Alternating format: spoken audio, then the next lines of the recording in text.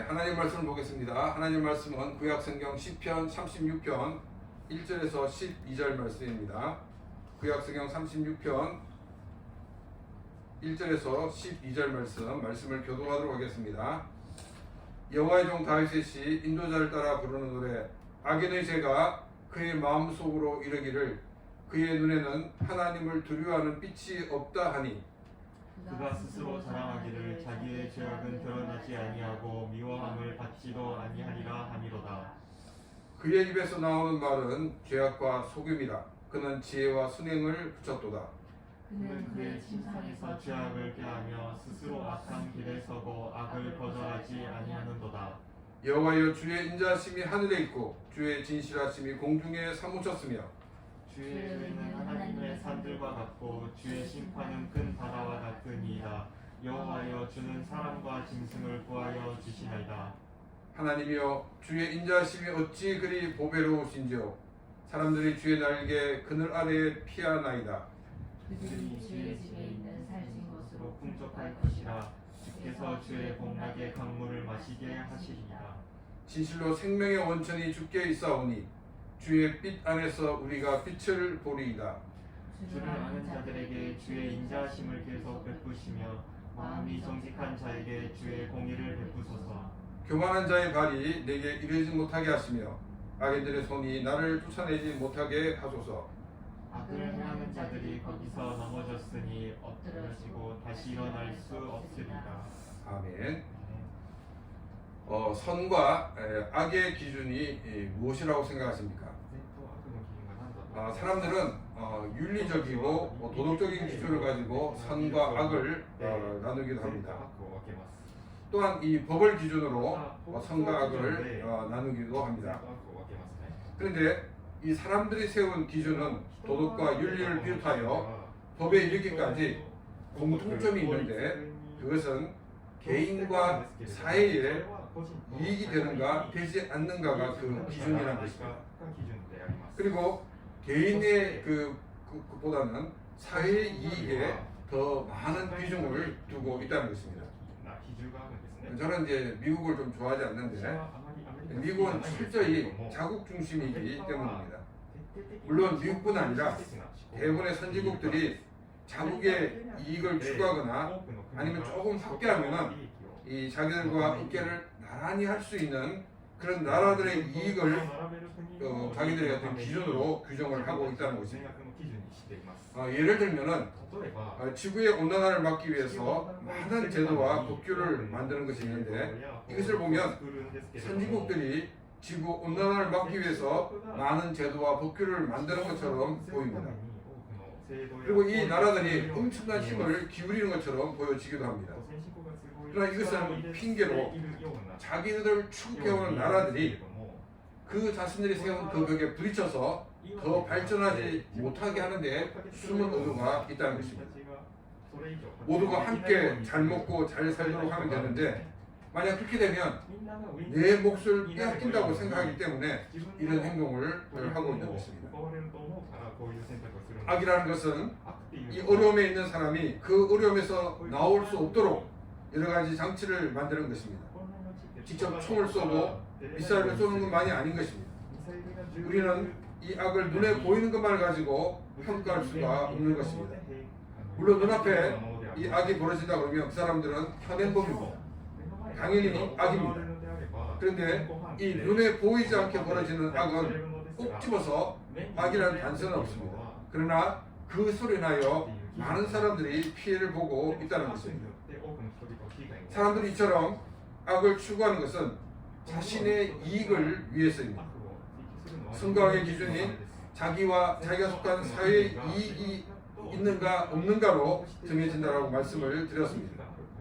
개인 혹은 자기가 속해 있는 그 한 단체가 개인의 이익이나 또 단체의 이익이 선이라고 생각하기 때문에 사회에 어떤 영향이 있는지 생각하지 않고 악을 행하고 악을 해오고 있음에도 불구하고 악이라고는 전혀 생각하고 있지 않다는 것입니다. 이런 심리를 가지는 근본적인 원인은 바로 인간이 가지고 있는 죄성이 있기 때문입니다. 인간은 자신의 죄성을 따라 살아가는가 아니면은 그 죄성을 이 컨트롤하는 삶을 사는가를 결정을 해야 합니다. 죄성을 따라가는 사람은 이 우리가 악인이라고 말을 합니다. 또 죄성을 따라가지 않는 사람을 우리는 주를 아는 사람이라고 말할 수 있습니다. 주를 따라가지 않는 사람은 죄의 문제를 완전히 극복하지 못하기 때문에 죄성에 따라갈 수밖에 없는 이 관성이 있습니다. 마치 나방이 이 불을 보면 이 불을 향해 달려듭니다. 자기가 불에 들면 죽게 됩니다. 그럼에도 불구하고 이 불꽃을 향해 달려드는 것과 같은 것입니다. 인간은 죄를 통제할 수가 없고 죄를 이길 수가 없습니다. 오직 죄를 다스릴 수 있는 것은 예수 그리스도를 믿는 크리스찬들 가운데 거하시는 성령 하나님밖에 없다는 것입니다. 오늘 본문을 통하여 악인의 모습과 또한 주를 아는 자의 모습이 어떠한가를 함께 살펴보면서 하나님의 은혜를 나누고자 합니다. 1절 말씀입니다. 여호와의 종 다윗의 인도자를 따라 부르는 노래. 악인의 죄가 그의 마음속에 이르기를 그의 눈에는 하나님을 두려워하는 빛이 없다 하니. 이 악을 행하는 사람들을 볼 때는 우리가 이 사람 너무 뻔뻔한 사람이다 라고 생각이 들 경우가 많이 있습니다. 심지어 자기들이 저지른 이 악행을 아무런 잘못이 없는 사람에게 덮어 씌우기도 하는 것이 이 악한 사람의 모습입니다. 악한 사람이 이런 모습으로 사는 것에 대해 시편 기자는 이렇게 말하고 있습니다. 악을 행하는 사람은 하나님을 두려워하는 빛이 없다라고 말하고 있다는 것입니다. 일본어 성경에서는 하나님에 대해 두려워하지 않는다라고 번역되어 있습니다. 이 둘 다 이 원어에 가까운 번역입니다. 그런데 이 하나님이라는 단어가 히브리어에서는 엘로힘이라는 단어입니다. 이 한국어 성경은 기독교의 신으로 인식되는 이 하나님으로 이렇게 번역했지만 히브리어에서는 엘로힘입니다. 이 엘로힘은 영어의 갓생이랍니다. 일본의 카미 같은 그런 뜻입니다. 그러니까 어떤 특정한 신을 얘기하고 있는 것이 아니라 일반적인 그런 그 대명사로의 신을 말하고 있다는 것입니다.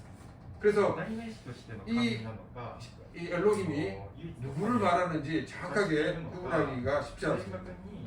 그 두 가지를 생각해 볼 수 있는 한 가지는 엘로힘을 대명사로 보는 것과 또 한 가지는 엘로힘을 야훼 하나님으로 보는가, 이 두 가지를 생각해 볼 수 있습니다.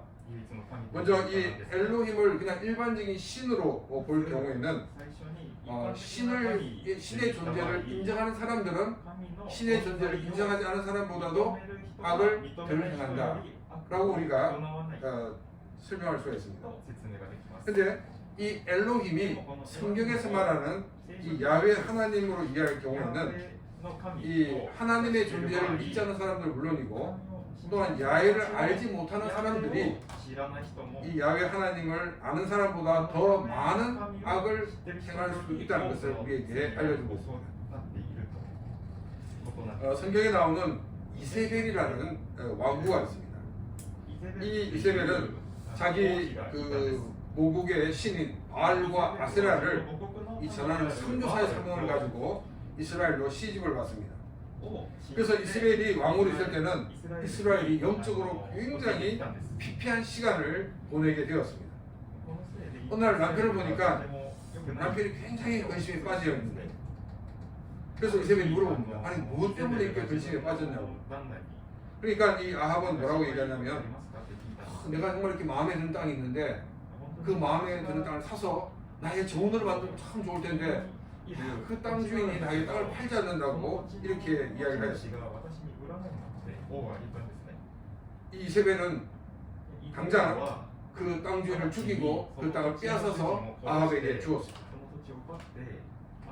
아합이 고민한 이유가 무엇입니까? 아합은 율법을 알고 있었기 때문입니다.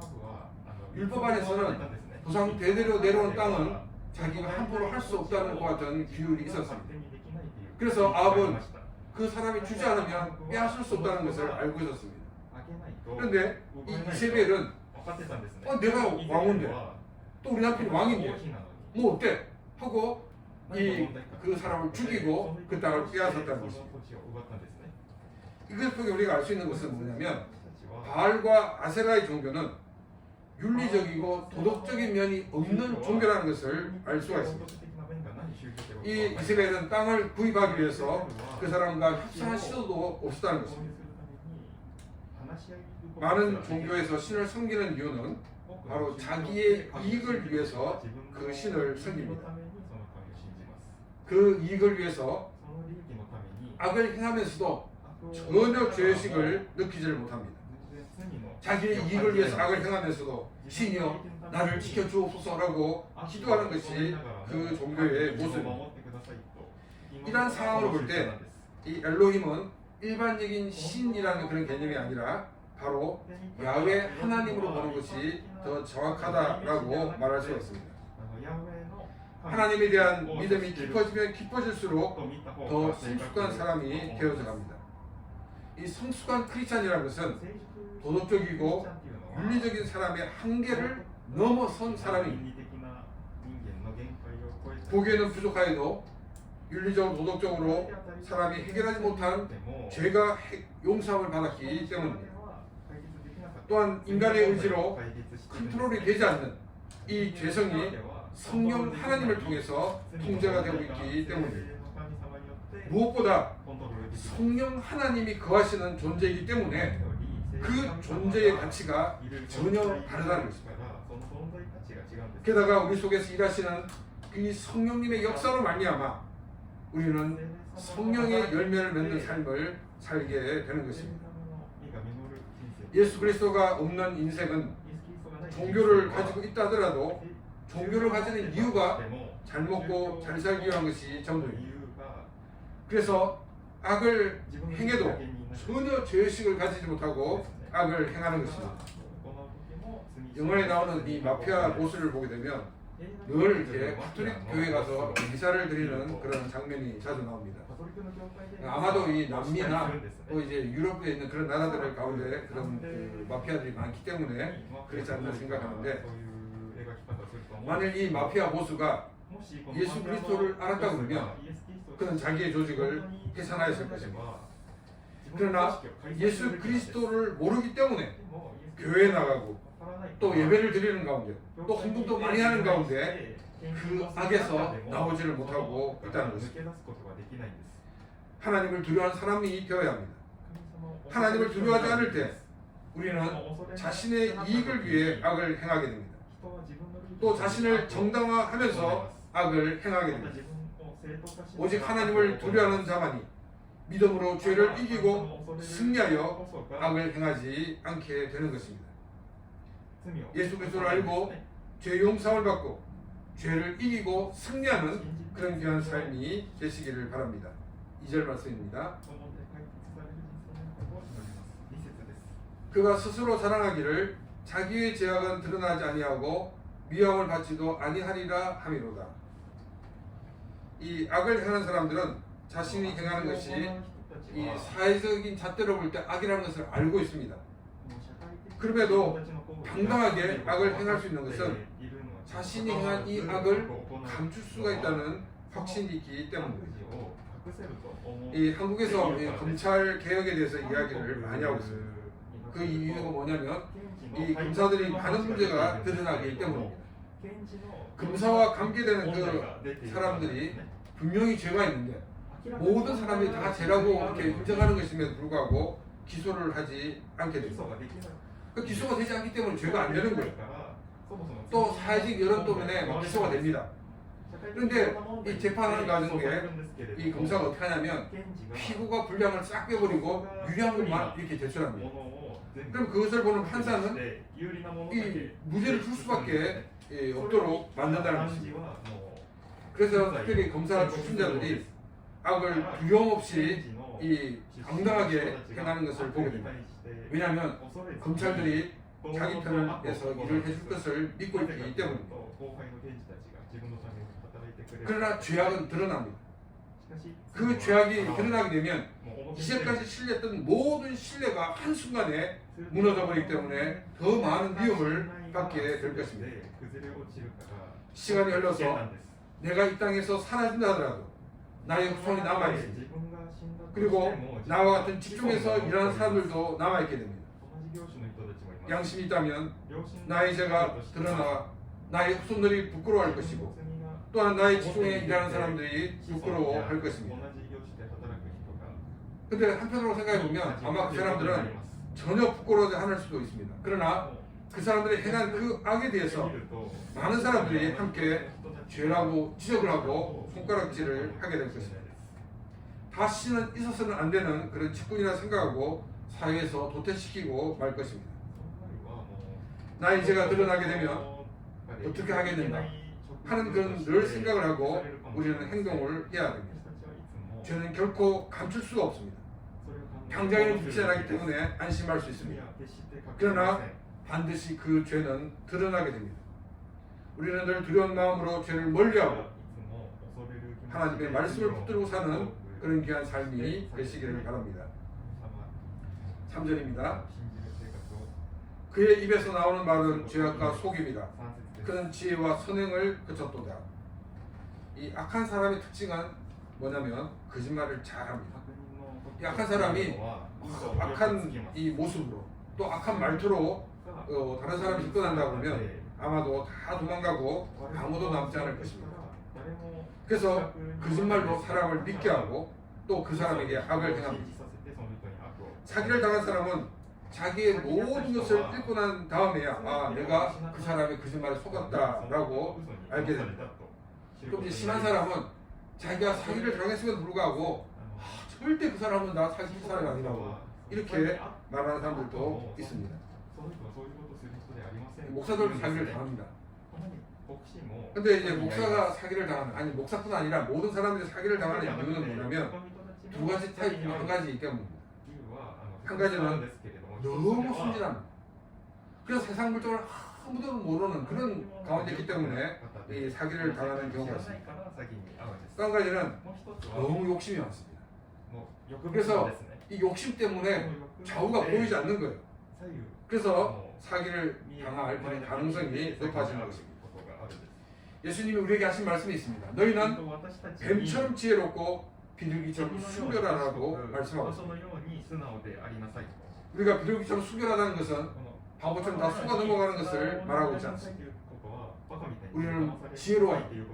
그래서 무엇이 악인지 무엇이 선인지 분별하는 삶을 살아야 됩니다.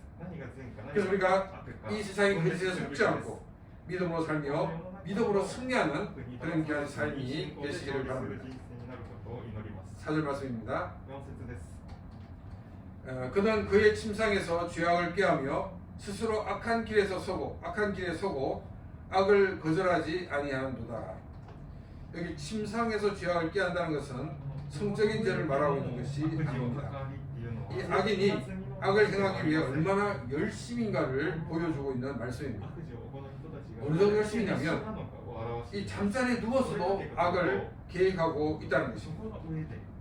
이처럼 악을 행하기 위해서 정말로 열심히 이렇게 노력하는 모습을 보게 됩니다. 잠을 자지 않고 악을 행하기 위해 머리를 짜내고 있는 것입니다. 또한 스스로 악한 길에 서고 악을 거절하지 않는다는 이 말씀은 잠을 자지 않고 구상해낸 그 악을 실천으로 옮긴다는 것을 말하고 있습니다. 악을 계획하는 것으로 끝나는 것이 아닙니다. 계획한 그 악을 실천을 해야 하는 그런 본능이 있다는 것입니다. 이것이 악의 무서운 면입니다. 악은 이렇게 악을 행하기 위해서 전심 전력을 기울이고 있습니다. 그런데 선을 행하는 사람들은 어떠냐면 선을 행하다가 낙심하는 사람들이 너무나도 많이 있다는 것입니다. 왜냐하면 선을 행하려고 그러면 너무나도 많은 어려움에 부딪힙니다. 그래서 그 어려움에 부딪혀서 모든 것을 포기하는 경우가 많이 있게 됩니다. 여러분, 악이 악을 집행하는 데 어려움이 있겠습니까? 없겠습니까? 악도 그 악을 집행하는 데 어려움이 있습니다. 물론 선을 행하는 것보다는 악의 그 벽이 높지는 않습니다. 그러나 그 벽이 있기 때문에 악도 힘이 든 면이 있습니다. 그러나 악은 굴하지 않고 계획했던 모든 것을 이루어낸다는 것입니다. 어쩌면 계획했던 것보다도 더 놀라운 결과를 도출해낼 수도 있을 것입니다. 이런 악의 모습은 당장이라도 이 세상이 악에 접수된 것처럼 보여집니다. 그리고 시편 기자는 이런 상황에서 하나님을 바라보고 있다고 말하고 있습니다. 5절 말씀입니다. 여호와여 주의 인자하심이 하늘에 있고 주의 진실하심이 공중에 사무쳤으며 악이 모든 것을 삼키며 악이 성자처럼 보이지만 야훼 하나님의 인자하심이 하늘에 있고 진실하심이 공중에 가득 차 있다라고 말하고 있습니다. 이 공중에 가득 차 있다는 것은 우리가 이 구름 낀 날 보면 하늘에 구름이 가득 차 있는 그런 상황을 연상하시면 됩니다. 먼저 하나님의 인자하심은 하나님의 책임지는 사랑을 말하고 있습니다. 하나님은 하나님을 사랑하는 자를 책임지시고 사랑하십니다. 책임지시고 사랑한다는 것은 책임지시고 지키시고 보호해 주시는 것을 말하고 있습니다. 그 하나님의 사랑이 하늘에서 하나님의 때를 기다리며 하나님을 사랑하는 자에게 쏟아지려고 기다리고 있다는 것입니다. 하나님의 진실하심은 하늘에 잔뜩 낀 구름과 같이 하늘에 가득 찼다라고 말하고 있습니다. 하나님이 악을 벌하시는 그 근거는 하나님의 진실하심입니다. 하늘에 있는 구름에서 비가 쏟아지듯이 하나님의 진실하심이 쏟아지기 시작하면 이제까지 영향력을 가졌던 악이 힘을 잃게 된다는 것입니다. 6절 말씀입니다. 주의 의는 하나님의 산들과 같고 주의 심판은 큰 바다와 같으니이다. 여호와여 주는 사람과 짐승을 구하여 주시나이다. 하나님의 진실하심은 하나님의 의로 악을 심판하게 될 것입니다. 모든 것을 삼키는 바다와 같이 악은 심판을 받아 바다 깊은 곳에 버려질 것입니다. 이러한 악에 대한 이 심판이 있는 가운데 하나님은 사람과 짐승을 보호하여 주신다라고 말하고 있습니다. 여기서 사람은 악에 동참하지 않은 사람을 말하고 있습니다. 좀 더 정확히 말하면 단순히 악에 동참하지 않은 사람이 아니라 하나님을 경유하는 사람이다라고 우리는 알 수가 있습니다. 왜냐하면 이 사람이 7절 이하에서 계속 하나님의 은혜와 복을 누리는 사람으로 소개하고 있기 때문입니다. 짐승은 이성을 가지고 움직이지 않습니다. 짐승은 본능으로 움직이는 존재입니다. 그래서 자기의 의지로 행하는 존재가 아니기 때문에 하나님은 동물들도 그 악의 만행에서 구해 주신다는 것입니다. 우리가 이제 어릴 때 서커스를 많이 봤는데 그 서커스의 동물들은 엄청나게 스트레스를 많이 받고 있습니다. 또 혹사를 당하는 동물도 많이 있습니다. 이런 악행에서 동물들도 하나님이 보호해 주신다는 것을 우리에게 말하고 있습니다. 이 동물들은 사람의 손에 일부 위임된 것이기 때문에 우리 크리스천들은 동물 보호에도 많은 책임의식을 가져야 한다는 것입니다. 7절 말씀입니다. 하나님이여 주의 인자하심이 어찌 그리 보배로우신지요 사람들이 주의 날개 그늘 아래 피하나이다. 하나님의 사람들이 이 땅에 살 수 있는 것은 끊임없이 우리에게 베푸시는 하나님의 인자하심이 있기 때문입니다. 그래서 시편 기자는 주의 인자하심이 보배와 같다라고 말하고 있습니다. 주의 인자하심이 없으면 사람뿐 아니라 자연의 모든 것이 악의 희생물이 될 수가 있기 때문입니다. 우리가 이 땅에서 존재할 수 있는 모든 것이 주의 인자하심을 기억하고 우리에게 끊임없이 베푸시는 주님의 인자하심에 감사하는 그런 귀한 삶이 되시기를 바랍니다. 그리고 주님의 날개 그늘 아래 피한다라고 고백하고 있습니다. 이 암탉은 이 독수리가 날면 병아리를 불러 모아서 자신의 품으로 돌아오게 합니다. 그래서 독수리로부터 공격을 받지 않도록 지켜줍니다. 주님의 품 안은 늘 열려 있습니다. 누구나도 피할 수가 있는 곳입니다. 하나님께 피하는 자를 하나님은 지켜주시고 보호해 주시는 그런 은혜가 있는 것입니다. 8절 말씀입니다. 그들이 주의 집에 있는 살찐 것으로 풍조할 것이라 주께서 주의 복락의 강물을 마시게 하시리이다. 먼저 하나님을 두려워하는 자에게 하나님께서는 풍성함으로 채워주실 것을 말씀하고 있습니다. 우리 하나님은 풍성한 하나님이십니다.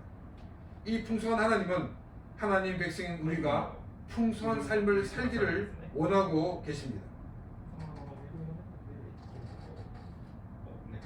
우리가 이 땅 살아가는 많은 사람들을 볼 때 풍성한 삶 가운데서도 기쁨을 누리지 못하는 사람들을 보게 됩니다. 이 사람들은 풍성한 가운데서도 기쁨을 누리지 못하기 때문에 성적으로 타락하고 또 약물 중독이 되는 그런 경우도 보게 됩니다. 그러나 하나님을 두려워한 자에게는 주님의 기쁨의 강물을 마시게 한다라고 말하고 있습니다. 우리 주님이 주시는 기쁨은 이 모든 기쁨의 근원의 기쁨을 말하고 있습니다. 그래서 그 기쁨이 있기 때문에 이 풍성함은 부수적으로 따라온다는 것을 알게 됩니다. 그래서 풍성한 가운데서도 우리는 참된 기쁨을 누릴 수가 있는 것입니다. 하나님이 주시는 기쁨 가운데 풍성한 삶을 누리는 그런 귀한 삶이 되시기를 바랍니다. 9절 말씀입니다. 진리로 생명의 원천이 주께 있사오니 주의 빛 안에서 우리가 빛을 보리이다. 인생의 가장 큰 복은 생명이 있는 것입니다. 이 생명의 샘이 하나님께 있다는 것입니다. 이 샘은 영원히 솟아나는 샘이 되어서 이 샘물을 마시는 자마다 영원한 생명의 복을 누리게 되는 것입니다. 이 땅을 살 때도 하나님께서 베푸시는 은혜와 복 가운데 풍성이 가고 또 이 세상을 떠나서는 영원한 생명을 얻게 될 것을 말씀하고 있습니다. 우리의 생명은 이 땅에서 끝나는 것이 아니라 하나님 나라에서 계속되는 영원한 생명입니다. 그래서 우리의 눈을 이 세상에 고정하지 않고 하나님 나라를 바라보며 살아갈 수가 있게 되는 것입니다. 또 말씀을 보게 되면 주의 빛 안에서 우리가 빛을 본다라고 말하고 있습니다. 어둠에서 빛을 보기는 어렵지 않습니다.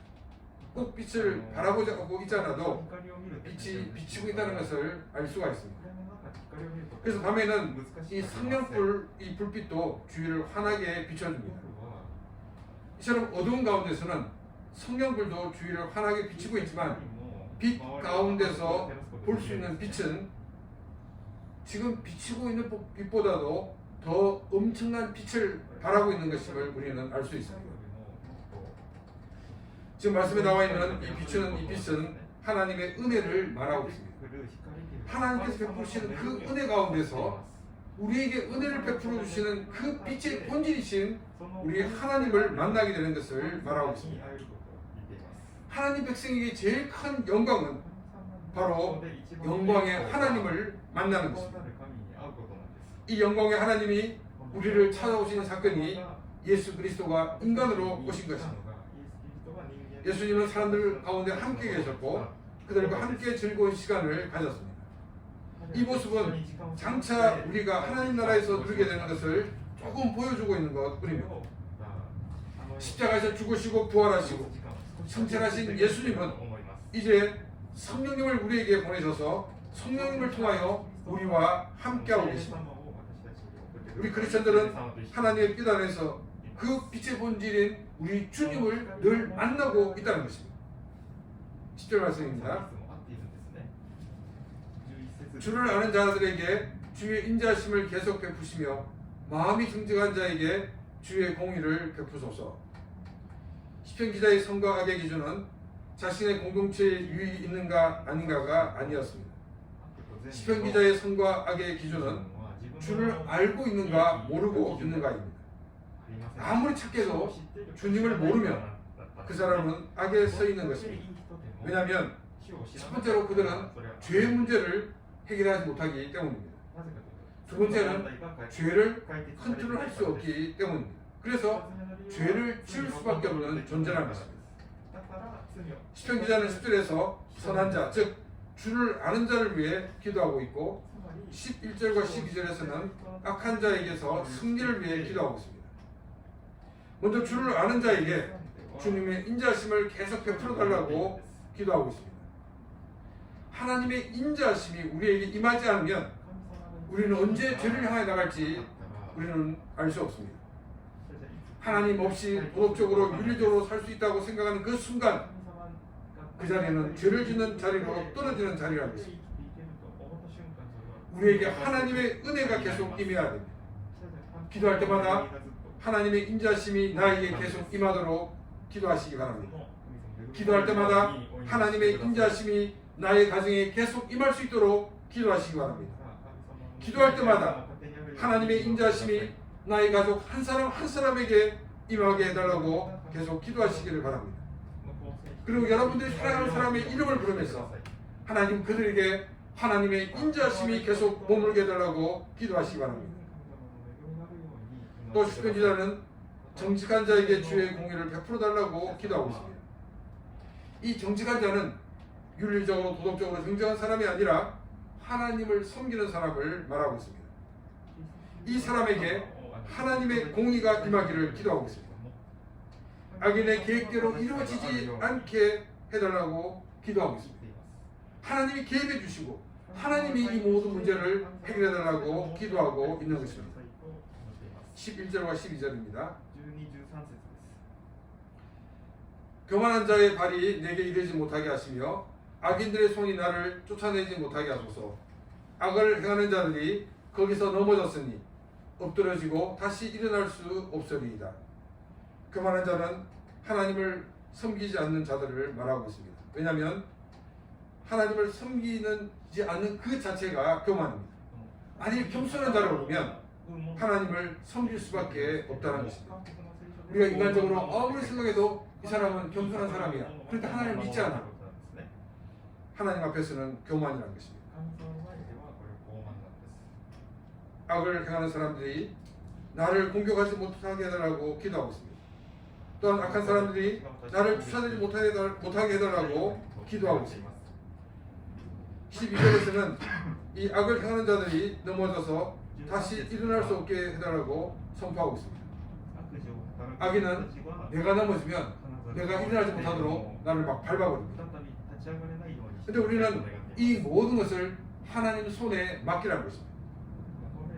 우리는 악인이 나에게 온갖 악을 다 행하다 하더라도 우리는 그들에 대한 긍휼히 여기는 마음을 가져야 됩니다. 우리는 늘 주기도문을 기억해야 됩니다. 우리가 우리에게 죄 지은 자를 용서한 것 같이 우리를 용서하여 주시옵소서. 그들이 하나님을 알지 못하기 때문에 그들은 악에 머물고 있는 것입니다. 그들에게도 우리 하나님의 인자심이 임하도록 기도하는 삶이 되어야 할 것입니다. 악이 자신의 악을 포기하지 않으면 하나님께서는 그 악을 반드시 정리하신다는 것입니다. 제가 늘 말씀을 드리지만 악으로 선을 이길 수 없습니다. 근데 바울은 선으로 악을 이기라고 우리에게 권면하고 있습니다. 이것은 하나님의 공의가 개입해야지만 악을 이길 수 있다는 것을 말하고 있습니다. 선으로 악을 이기라고 하는 것은 우리의 힘과 우리의 노력으로 악한 사람을 그 사람을 변화시킬 때까지 선을 행하라는 말이 아닙니다. 그들을 설득하라는 말이 아닙니다. 참된 선이신 공의의 하나님이 개입해서 그 악을 해결해 달라는 것입니다. 성경이 말하는 선과 악의 기준은 하나님을 섬기는가 섬기지 않는가에서 갈라집니다. 또 하나님을 섬기고 있다 그러면 이제 하나님 말씀에 거하느냐 거하지 않느냐로 또한 갈라지게 됩니다. 우리가 이 길을 걸을 수 있는 것은 하나님의 인자심이 임하였기 때문입니다. 하나님의 은혜가 계속 임하여 하나님의 사랑으로 하나님이 예배하신 기쁨으로 가득 찬 삶이 되시기를 바랍니다. 그리고 또한 부수적으로 주시는 그 풍성함을 누리는 그런 귀한 삶이 되시기를 바랍니다. 이 시간 오늘 말씀을 생각하며 같이 기도드리겠습니다. 사랑하시는 아버지 하나님,